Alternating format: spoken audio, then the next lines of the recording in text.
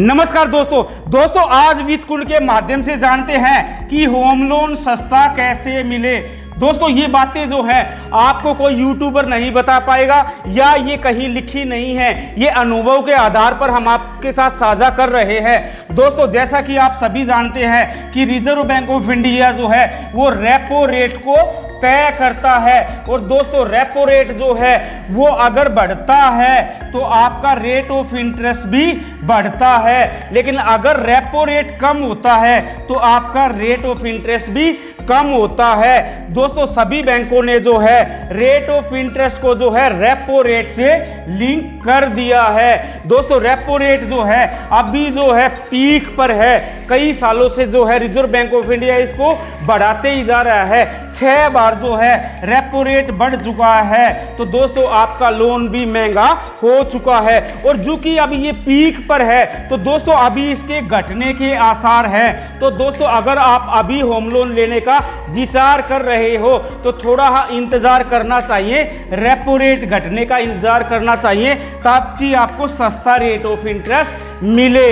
दोस्तों जो repo rate है वो 2019 में जो है 4.5% था और उस समय अगर किसी ने 6.5% पे जो है होम लोन लिया था और 20 साल का लिया था, आज वही होम लोन जो है 2023 में जो है रेपो रेट 6.5% हो चुका है और होम लोन जो है वही होम लोन जो आपने 6.5% पे लिया था वो 9.5% के आसपास हो चुका है और 20 साल का लोन जो है 30 साल का हो चुका है। तो दोस्तों आपको रेपो रेट घटने का इंतजार करना चाहिए। दूसरा जो फैक्टर है वो है दोस्तों सिबिल से जो है सभी बैंकों ने जो है आपके रिटेल के लोन को लिंक कर दिया है और जब रिटेल के लोन को लिंक कर दिया है तो जाहिर बात है आपके होम लोन भी जो है रिटेल में ही आता है। तो दोस्तों जितना ज़्यादा आपका सिबिल अच्छा होगा उतना ज़्यादा रेट ऑफ इंटरेस्ट भी आपको अच्छा मिलेगा, यानी कि कम मिलेगा। और जितना ज़्यादा आपका सिबिल स्कोर जो है वो खराब होगा, रेट ऑफ इंटरेस्ट भी आपको उतना ही खराब मिलेगा, जो कि ज्यादा मिलेगा, बड़ा हुआ मिलेगा। तो दोस्तों सिविल स्कोर पर भी डिपेंड करता है। और दोस्तों अगर आपका सिविल स्कोर जो है -1 है तो आपको ख्याल रखना चाहिए, क्योंकि बहुत सारे भाई बंधु जो है वो बैंक में आकर बोलते हैं कि हमने तो कोई लोन ही नहीं लिया, हमें तो आज तक लोन की ज़रूरत ही नहीं पड़ी, हमारा सिविल स्कोर तो अच्छा होगा। लेकिन दोस्तों अगर आपने कोई लोन नहीं लिया है तो आपका सिविल स्कोर है -1 होगा, या फिर आपने नया लोन लिया है 6 महीने के अंदर जो है आपका लोन है तो भी जो है सिविल जो है अगर वो अपडेट नहीं हुआ है तब भी वो आपको -1 दिखाएगा। और -1 सिविल का मतलब ये है कि आपका रेट ऑफ इंटरेस्ट जो है वो और भी महंगा लगेगा।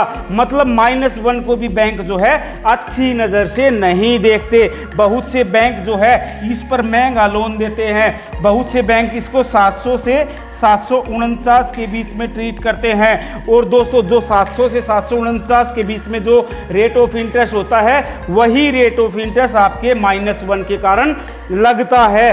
तो दोस्तों अगर -1 सिविल है तो आपको कोई गोल्ड लोन ले लेना चाहिए या कोई कंज्यूमर लोन जैसे कि एसी, फ्रिज, टीवी, मोबाइल आदि लेकर, या फिर आपके एफडी के अगेंस्ट या छोटा मोटा कोई क्रेडिट कार्ड लेकर जो है उसको जल्दी से पे कर देना चाहिए, अच्छे से पे करना चाहिए, ताकि आपका सिविल स्कोर जो है -1 नहीं रहेगा। और जब -1 नहीं रहेगा तो आपको रेट ऑफ इंटरेस्ट भी अच्छा मिलेगा। दोस्तों तीसरा कारण ये है कि बहुत से बैंक जो है वो स्लैब में लोन बनाते हैं, जैसे 30 लाख का होम लोन, 30 लाख से 75 लाख का होम लोन और 75 लाख से ज़्यादा का होम लोन।